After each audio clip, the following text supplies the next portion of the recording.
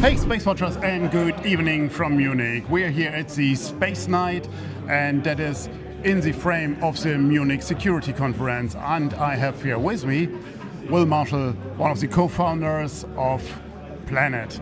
Will, how are you doing? Great, thanks. It's a very busy schedule here, but it's a fun and exciting meeting. We do this interview here after 10 o'clock in the evening, so that's why we have a long day behind us. Well, Planet made headlines over the last week with an interesting announcement on the global scene with Japan. What can you tell us about that?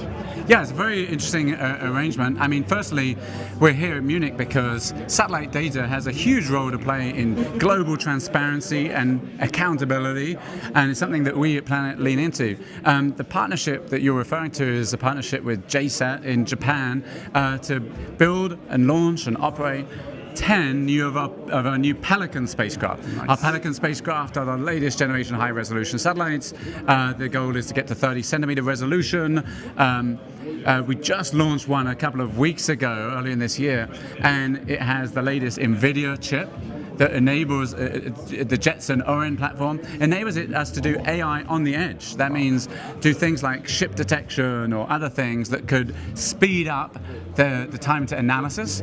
And it has satellite-to-satellite communication so that we can get that data back really fast. All told, one of the main goals of that mission is to bring data and answers back, not within a few hours, but within a few minutes.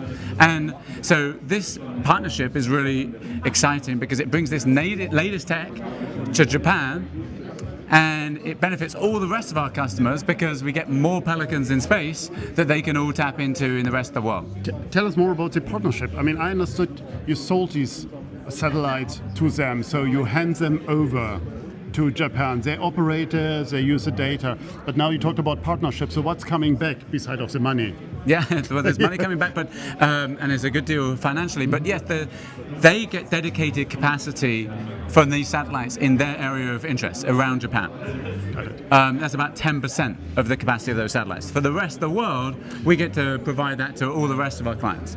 Oh, that's an interesting model. I mean,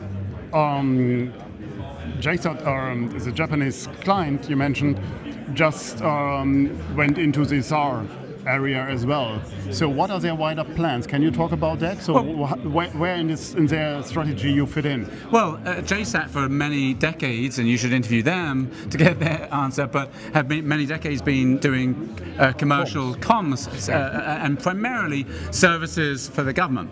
And they've made a strategic decision to get into Earth observation, and they chose Planet as their partner of choice to get into the Earth observation business. So primarily they'll be providing that data to the Japanese government, primarily the Ministry of Defense, and this capabilities gives dedicated access, as I said, in the area of their interest.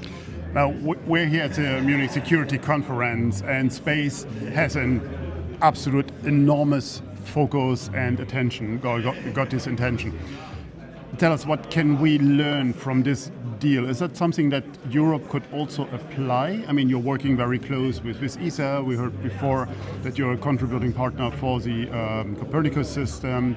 So, but would be sovereign capabilities for Europe also possible to provide it by you? 100%. In fact, we've got a small handful of other customers that we're already looking to partner with.